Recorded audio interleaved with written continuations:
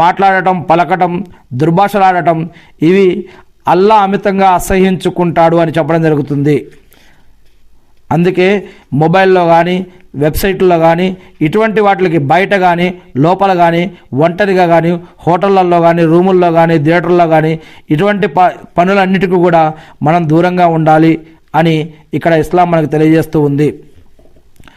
ఏకాంతంలో దైవ ధ్యానం చేసుకుంటూ ఉండగా అతని కళ్ళ నుండి కన్నీరు కారినటువంటి వ్యక్తికి ఉన్నత వంశీయురాలైన అందమైన యవ్వన దుష్టక్రియకు ఆహ్వానిస్తే, చెడుకి వ్యభిచారానికి ఆహ్వానిస్తే దేవుడి పట్ల భయం భక్తితో ఆ యొక్క ఆహ్వానాన్ని త్రోసిపుచ్చినటువంటి వ్యక్తికి, 3 రహస్యంగా దాన ధర్మాలు చేసే వ్యక్తికి, 4 తన కుడి చేయి దానం చేసినదేమిటో ఎడమ చేతికి తెలియనివ్వని వ్యక్తికి ప్రళయ దినం రోజు అల్లా తన యొక్క అర్షు నీడలో ఆశ్రయమిస్తాడు.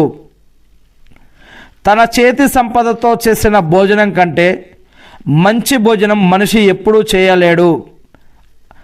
అందుకే అల్లా సుబ్హానహు వ తఆలా మరియు ప్రవక్త ముహమ్మద్ సల్లల్లాహు అలైహి వసల్లం గారు కూడా ఇస్లాంలో తెలియజేస్తూ ఉన్నారు, ఖురాన్ మరియు హదీసుల ఆధారంగా అడుక్కొని సంపాదించడం ఇది అసహ్యకరమైనది, మంచిది కాదు.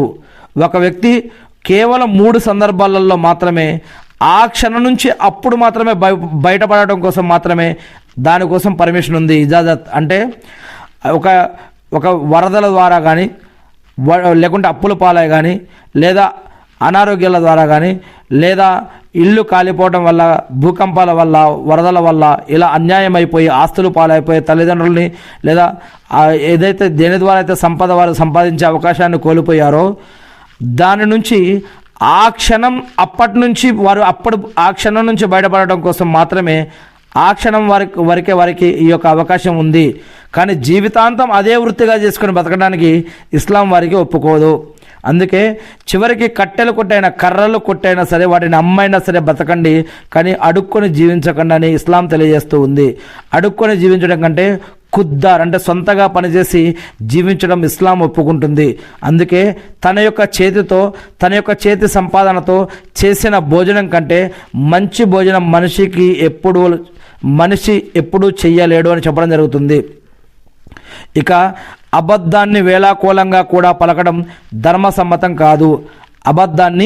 ఒక అబద్ధాన్ని మజాకుల్లో కానీ టైంపాస్గా కానీ నవ్వులాటగా కానీ అబద్ధాన్ని పలకడం ఇది ఇస్లాంలో ధర్మసమ్మతం కాదు అని చెప్పడం జరుగుతూ ఉంది. ఈరోజు అనేక రకాల కామెడీ ప్రోగ్రాంలు, మజాకులు, నవ్వులాటల కోసం ఎన్నో